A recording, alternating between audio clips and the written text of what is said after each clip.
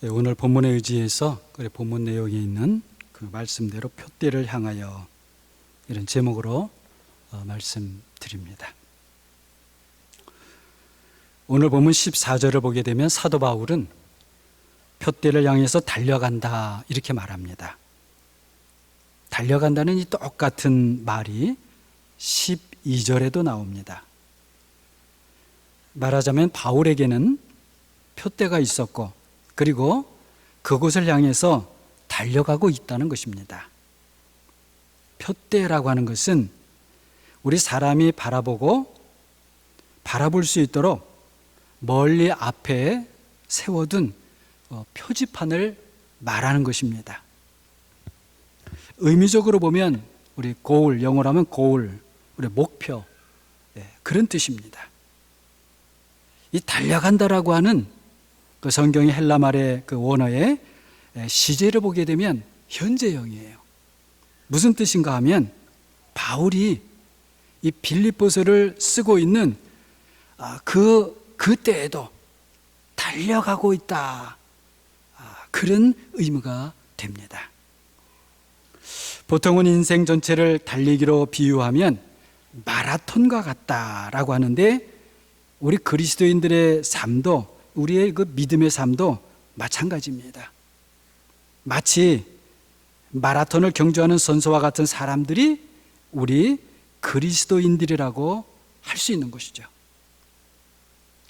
마라톤 경주를 하듯이 그렇게 사도 바울이 표대를 향해서 또 목표점을 향해서 달리고 있는 것입니다. 자, 그럼 바울이 지금 어느 정도 지점에서 달리고 있는가? 여러 가지로 살펴보게 되면 결승점이 얼마 남지 않은 그 후반부 정도 되는 지점이에요. 결승점이 이제 얼마 남지 않았습니다. 그러다 보니 바울의 그 마음가짐은 끝까지 최선을 다해서 달려야 되겠다, 그랬을 것입니다. 자, 그런데 말이죠, 이렇게 달린다라고 하는 것이 그 바울이 당하고 있는 그 현실하고는 맞지를 않아요. 왜 그렇습니까? 바울은 당시에 어디에 있었는가? 감옥에 갇혀 있는 상황이었거든요. 빌립보서 1장 14절을 보게 되면 나의 매임으로 말미암아, 그리고 1장 17절을 보게 되면 나의 매임에 이릅니다. 감옥에 갇혔다, 그런 뜻이죠. 감옥에 갇혀 있다는 것은 단지 몸만 갇혀 있는 것이 아니죠. 할 일을 못하는 상황이 된 것이고, 거기다가 감옥은 세상에서 사람들이 제일 가기 싫어하는 곳 중에 하나죠. 앞으로 무슨 일이, 아니면 최악의 일이 벌어질 수도 있는 그런 곳입니다. 당연히 그런 곳에 있게 되면 긍정적인 생각보다는 부정적인 생각이 더 많이 자연히 마음에 생겨나는 것이고요. 그래서 더 쉽게 절망할 수 있는 그런 상황, 더 쉽게 원망하고 낙심할 수 있는 그런 상황인 것이죠. 사람이 이렇게 되면은요, 의욕은 상실되고 불안과 두려움에 사로잡히기 쉽습니다. 사실은 그런 상황에서는요, 우리 사람이 보통은 좀 안정을 찾고 좀 상황을 관망하고 가능하면 불안한 미래는 생각하지 말고, 그렇지만 그래도 희망을 잃지 않고 감옥에서 풀려날 날을 기다릴 수 있다면 아마 그것이 어쩌면 사람이 할 수 있는 최선일 거예요. 감옥이라고 하는 것은 그런 곳입니다. 그런데 사도 바울은 그런 감옥에 있으면서도 자신은 여전히 표대를 향해서 달려가고 있다는 겁니다. 감옥에 갇혀 있으면서도 달려가는 바울, 그 감옥에서도 바울에게 사라지지 않는 그 표대, 도대체 무엇일까요? 우리가 코로나 상황에서 여러 가지 제약을 받으면서 지금 살고 있죠. 요즘 며칠은 미국에서 일어난 산불로 인해서 연기가 바람을 타고 몰려와서 우리가 탁한 공기 속에 살고 있습니다. 밴쿠버가 공기가 깨끗하다고 세계적으로 사실 유명한데, 사실은 지금 밴쿠버의 공기는 세계에서 최악이랍니다. 한순간에 그렇게 되어버렸어요.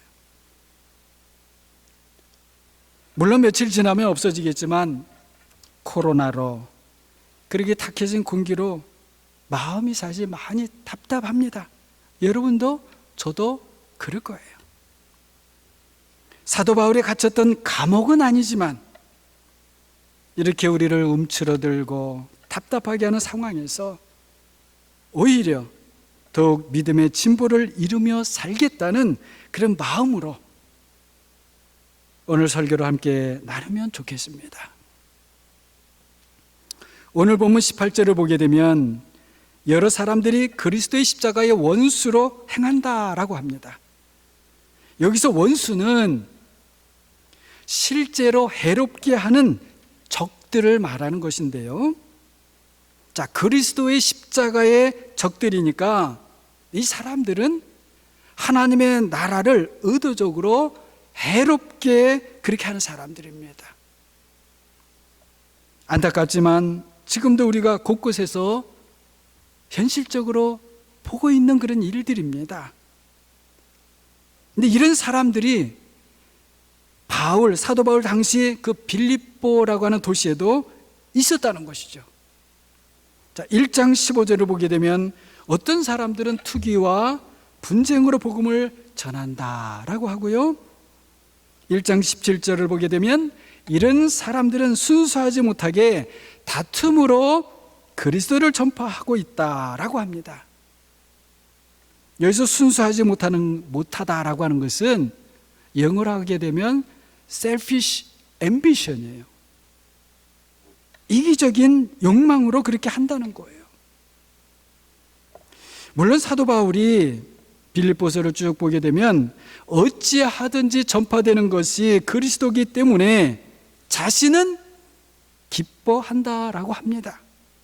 하지만 바로 이런 사람들이 3장 18절에서 오늘 우리가 함께 읽은 그 18절에서 사도 바울이 너무나도 안타까워서 눈물을 흘리면서 말하는 바로 그 그리스도의 십자가의 적들로 행하는 여러 사람들인 것입니다. 자, 이런 사람들과 감옥에 갇혀 있는 사도 바울과 차이점이 무엇이겠습니까? 이 사도 바울이 감옥에 갇혀 있다는 것을 빼면 그리스도의 복음을 열심히 전한다라고 하는 그런 면에서 그 겉의 모양은 별 차이가 없어 보입니다. 그런데 무엇이 다른가 하면 바로 이 표대, 목적, 목표가 다른 거예요. 사도 바울이 달려가는 그 표대, 그 목표점은 어디입니까? 우리가 본문을 쭉 읽어봤습니다마는 바로 그리스도시고, 좀 더 구체적으로 말씀을 드리면 그리스도의 죽으심입니다. 그리스도를 전하는 사람들은 바울 시대에 바울 말고도 더 많이 있었습니다. 그러나 바울처럼 그리스도와 그리스도의 죽으심이라는 그 표대를 향해서 달려가는 사람들은 적었습니다. 오늘날은 바울 시대보다 그리스도를 전하는 사람들이 훨씬 더 많습니다. 세상 곳곳에 그리스도를 전하는 사람들이 많이 있고, 그런 점에서 사실은 저 자신도 그 중에 한 사람입니다. 그런데 정작 바울처럼 그리스도와 그리스도의 죽으심이라는 그 표대를 향해서 달려가고 있는 사람은 얼마나 될까 묻게 됩니다. 저를 포함해서 여러분과 제가 지금 어디를 향해 있고 어디로 달려가고 있는 것일까요? 오늘은 주일이지요. 예배의 날입니다. 오늘은 그렇다 치고 오늘이 지나고 내일부터 이어지는 그 주중의 날들에서는 저와 여러분이 어디로 향해 달려갈까요? 그리스도를 향해 달려갈까요? 아니면 그리스도가 아닌, 이제 주일이 지났으니 이제는 다른 날이니 그리스도가 아닌 다른 것들을 향해 달려갈까요? 날마다 우리 스스로에게 던져야 될 질문이라고 봅니다. 제가 말씀드리고자 하는 것은 그렇다고 해서 그리스도를 향해 달려가기 위해 우리가 하고 있는 일들을 그만둡시다, 그렇게 말하려고 하는 것이 아닙니다. 우리의 생활 환경을 억지로 바꿉시다 라고 말하는 것도 아닙니다. 보세요. 사도 바울은 감옥에 갇혔습니다. 그런데 그 감옥조차도 바울이 표대를 향해 달려가는 것을 막지 못합니다. 바울의 표대는 감옥을 나와야만 볼 수 있고 그 감옥을 탈출해야만 달려갈 수 있는 것이 아니었기 때문입니다. 바울에게는요, 감옥에서도 볼 수 있고 천막을 만들 때도 볼 수 있고 그리스도를 전할 때도 볼 수 있고 여행을 위해 걸을 때도 배를 타고 갈 때도, 그리고 때로는 자신의 동족 유대인들에게 잡혀서 매질을 당할 때도 볼 수 있는 표대였습니다. 어디서라도 어느 때라도 볼 수 있고 달려갈 수 있는 그런 표대였다는 것입니다. 제가 오래전 한국에서 신학생 시절에, 굉장히 오래전이죠, 어떤 교수님이, 제 기억으로는 설교학 시간이었는지 아니면 성경 강의 시간이었는지 제 기억은 확실하지가 않은데, 그 수업 시간에 어떤 신학생으로부터 오늘 본문에 나오는 이 표대가 교수님 무엇입니까? 질문을 받고 그 교수님이 이런저런 설명을 하시다가 맨 마지막 말미에 자신도 솔직하게 말하지만 이 표대가 딱 이거다라고 말하기 본인도 힘들다 라고 하셨던 제 기억이 납니다. 신학교 교수님이 그런 것도 몰랐다는 것을 제가 말씀드리려는 것이 아니라 전반적으로 우리 그리스도인들의 삶에서 이 목표, 표대가 분명하지를 못합니다. 불행하게도 이런 모습이 오늘날 적지 않은 우리 그리스도인들의 현상이 되어버렸습니다. 그런데 바울에게는, 그리고 그 바울과 함께 했던 그 소수의 사람들에게는 이것이 분명했습니다. 바로 그 표대는 그리스도였고, 그리고 그리스도의 죽으심이었습니다. 이것이 얼마나 분명했는지 모릅니다. 솔직히 제가 목사이면서도 정말로 그렇게 살았던 사도 바울이나 초대교회 성도들을 생각하면 제 자신이 부끄럽다는 생각밖에 들지 않습니다. 사도 바울은 어떤 상황, 어떤 일을 만나도 그리스도를 얻고자 하는 마음에 결코 흔들림이 없었습니다. 그러다 보니 그리스도를 얻는데 방해가 되거나 유익이 되지 못하는 것들은 빼앗겨도 괜찮았고, 잃어버려도 괜찮았고, 그리고 그리스도가 아닌 다른 것들을 얻기 위해서 과도하게 열심을 낼 생각도 없었습니다. 한때 자신의 자랑거리였던 것들이 아무것도 아닌 것이 되었습니다.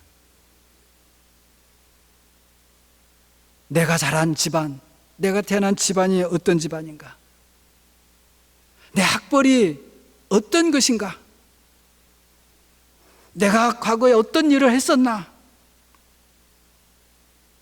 아니면 마음에 달고 다녔던 훈장, 득권의식, 자신을 우쭐하게 했던 여러 가지 상장들, 모든 것들이 정말 배설물 같아졌습니다.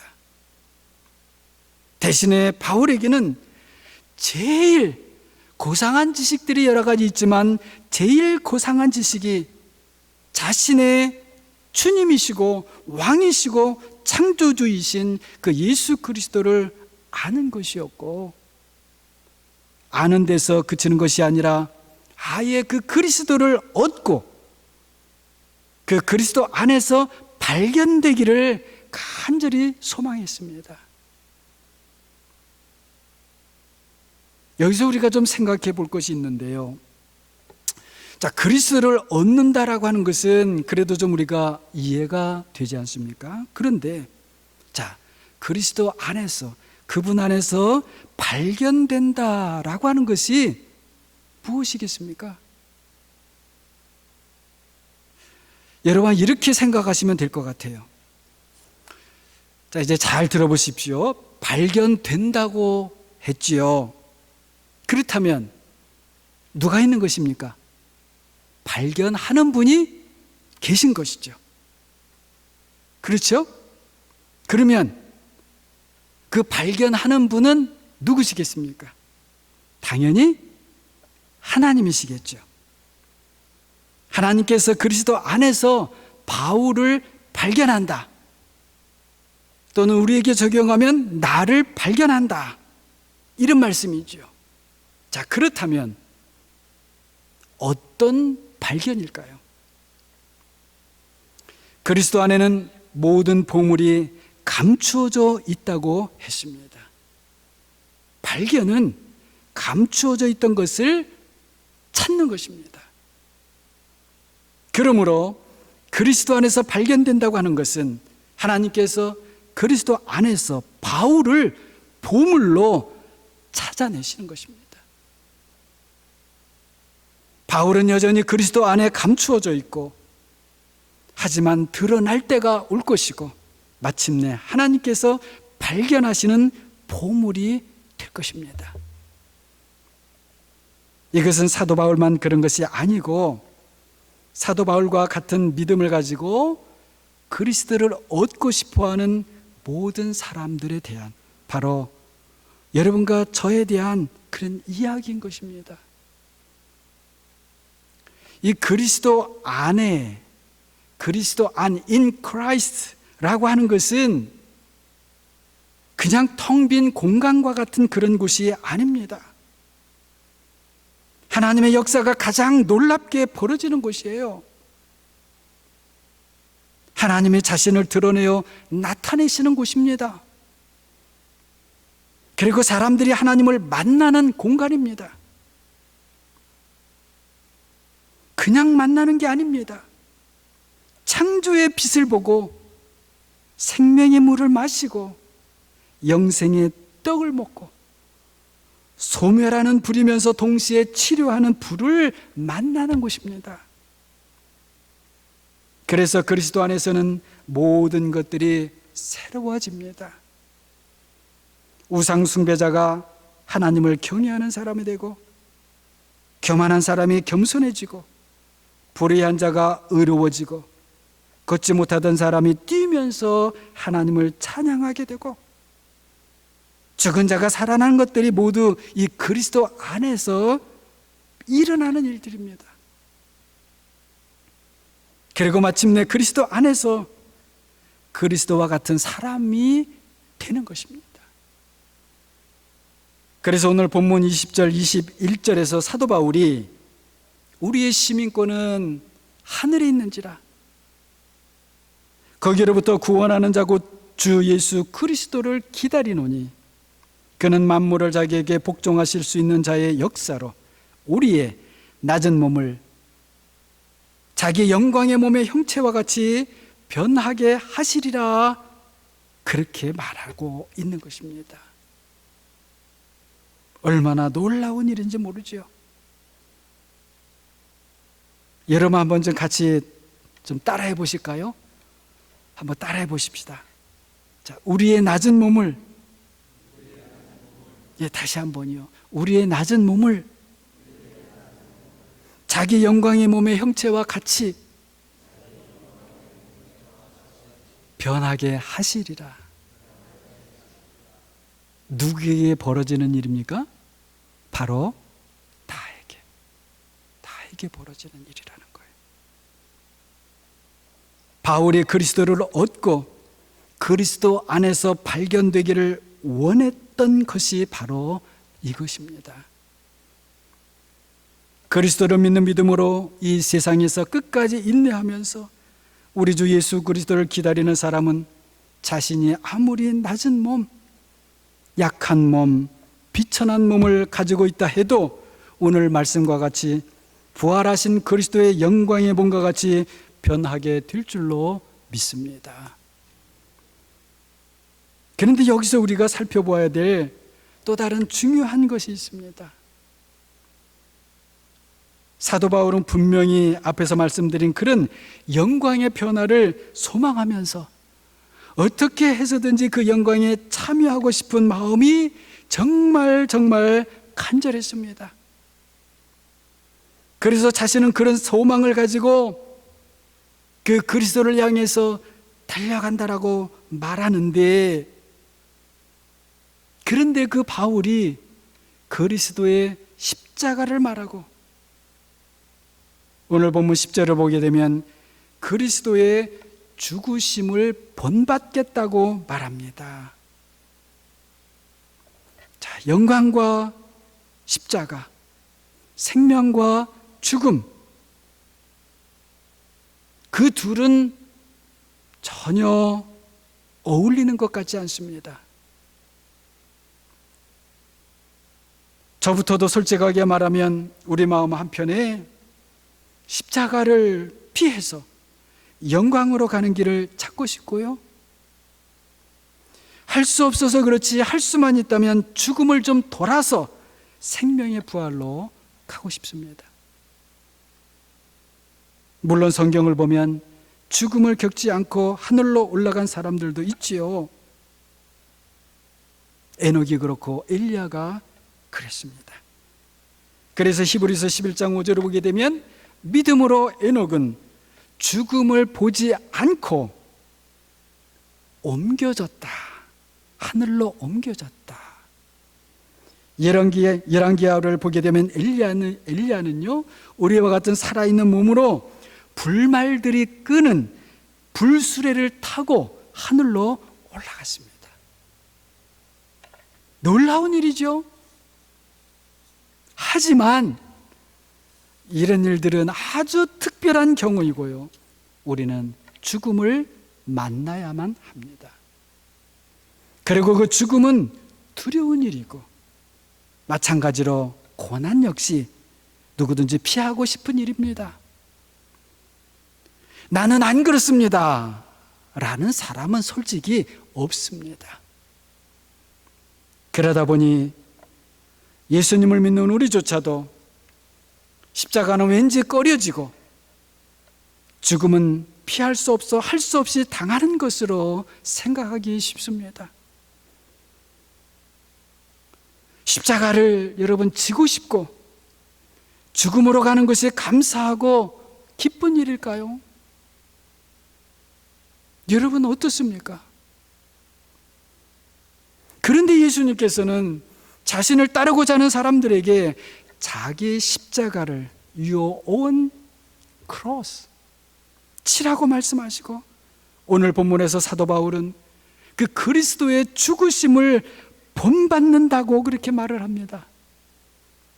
여러분이 본받는다라고 하는 것은 억지로 한다는 게 아닙니다. 의무감으로 한다는 것도 아닙니다. 당연히 마지못해 한다는 게 아닙니다. 본받는다라고 하는 것은 내가 그거를 원한다는 거예요. 그렇게 내가 하고 싶다는 겁니다. 나는 그럴 뜻이 있다는 것입니다.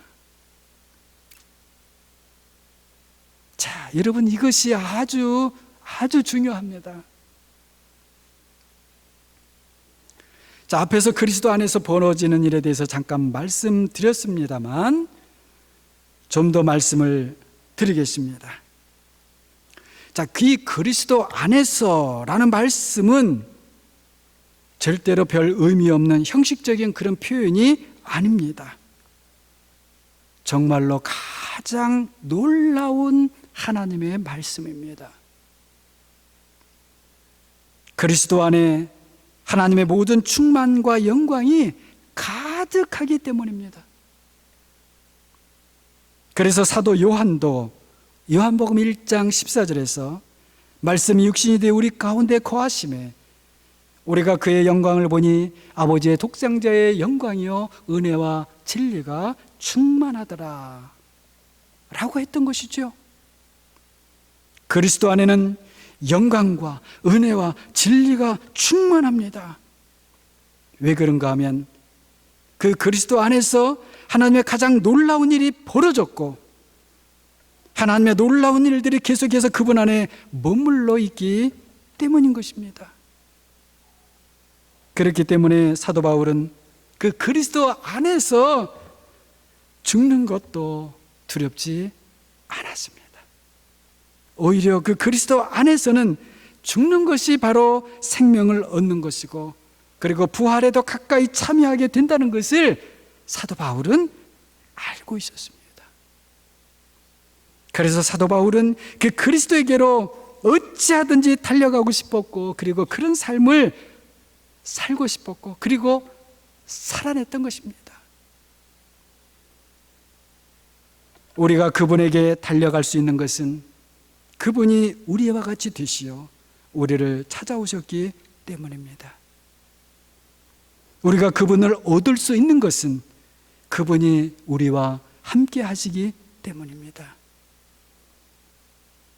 그분이 우리의 표대가 되시는 것은 그분이 우리를 위해 우리와 같은 몸을 취하셨기 때문입니다. 우리는 약하기 때문에 고난을 당합니다.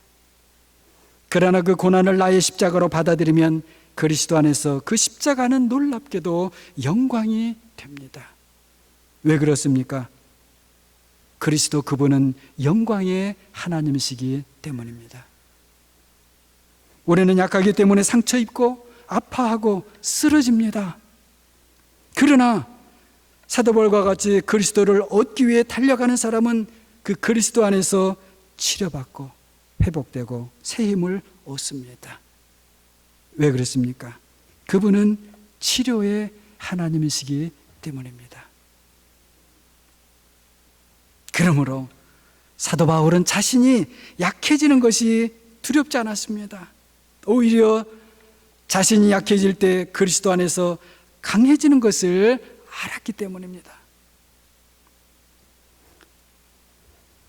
그래서 사도 바울은 그 그리스도의 죽으심까지도 본받고 싶어 합니다. 그 죽음을 본받는 것이 부활에 참여하는 길이었기 때문입니다. 사도 바울에게는 그리스도의 그 부활에 참여하는 것보다 더 귀한 일은 없었어요. 사실은 우리 믿는 사람들에게 그 그리스도의 죽으심을 본받는 것이야말로 그분의 가장 고귀한 영광에 참여하는 특권인 것입니다. 그리스도 안에서는 모든 것이 가능합니다. 하나님의 아들이 사람이 되신 것이 그저 그런 일이 결코 아닙니다. 그것은 우리를 위하고 우리의 구원을 위한 일이에요. 그것은 어떤 사람도 예상할 수 없는 일이고 가능하지 않은 일이고 모든 사람들의 이성과 상상과 능력을 초월하는 그런 일인 것입니다. 이집트 사람들이 보았던 10가지 재앙보다, 이스라엘 사람들이 보았던 홍해가 갈라진 것보다, 하늘에서 만나가 비오듯 그 밤에 내려왔었던 것보다, 기드온이 보았던 태양이 가다가 멈추었던 것보다 비교할 수 없이 더 놀라운 일인 것입니다. 그래서 디모데전서 3장 16절에서 사도 바울이 그도다 경건의 비밀이여 그렇지 않다 하는 이 없도다. 그분은 육신으로 나타난 바 되시고 성령으로 증거를 받으시고 천사들에게 보이시고 만국에 전파되시고 세상에서 믿음 받으시고 영광 가운데 올려지셨다 선포합니다. 우리 한글 번역에는 영으로 의롭다 하심을 받으시고 이렇게 되었는데, 제가 그것을 보니 사실 성령으로 증거를 받으셨다 이렇게 보는 것이 사실 더 맞습니다. 자, 아무튼 그분이 육신으로 나타난 바 되시어서 우리가 그분을 통해 하나님을 보게 되었고, 그분이 성령으로 증거를 받으심으로 우리는 성령을 받게 되었고, 그분이 천사들에게 보이심으로 우리는 천사들처럼 하나님을 경배하게 되었고, 그분이 만국에서 전파되시고 세상에서 믿음 받으심으로 우리가 그분을 얻게 되어 그분의 죽으심과 영광에 참여하게 되었습니다. 그분은 하나님의 나라를 우리에게 주시기 위해서 아버지 하나님으로부터 우리에게 오셨습니다. 이것보다 놀라운 일이 세상에 어디에 있습니까? 이것보다 큰 일이 도대체 세상 어디에 있습니까? 그래서 우리는 그 그리스도 안에서 행하신 하나님의 놀라운 일들을 찬양하는 것입니다. 하나님의 은혜와 은사를 받으셨습니까? 그렇다면 그리스도 안에서 행하신 하나님의 일을 보시고 감사하시고 찬양하시기 바랍니다. 내 병이 고침을 받고 내 눈이 밝아지고 내가 은혜와 은사를 받았다면 사도 바울과 같이 그 그리스도를 얻고 그분 안에서 발견되기 위해서 달려가시기 바랍니다.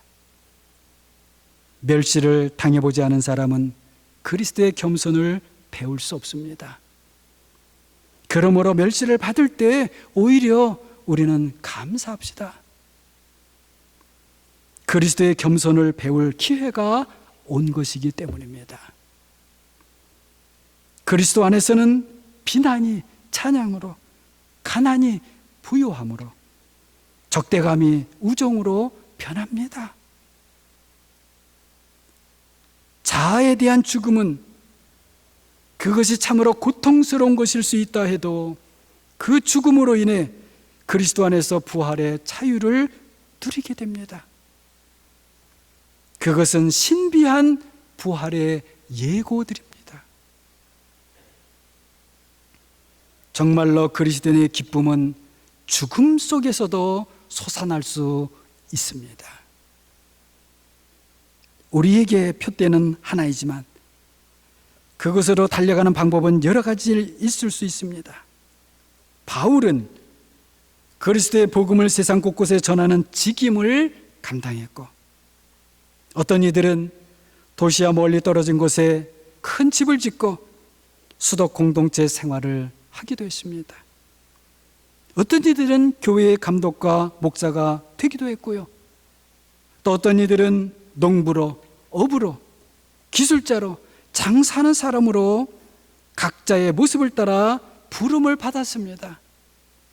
하지만 그들은 자신들의 그 일에만 몰두하지 않고 따로 시간을 내서 표대를 바라보고 그 표대를 향해 달려갔습니다. 저는 사랑하는 여러분 모두가 그리스도를 얻는 분들이 되시기를 바랍니다. 그리스도 안에서 마침내 보물들로 발견되는 분들이 되시기를 바랍니다. 그렇다면 사도 바울처럼, 그리고 우리의 귀한 믿음의 선배들처럼 자신이 하는 일들 속에서 성령의 도우심으로 그리스도 그분의 죽으심을 본받으며 그분을 향해, 그 표대를 향해 날마다 날마다 달려가시는 사랑하는 여러분 모두가 되시기를 주님의 이름으로 간절히 축원합니다. 우리 이 시간 잠깐 기도하는 시간 가지면 좋겠습니다.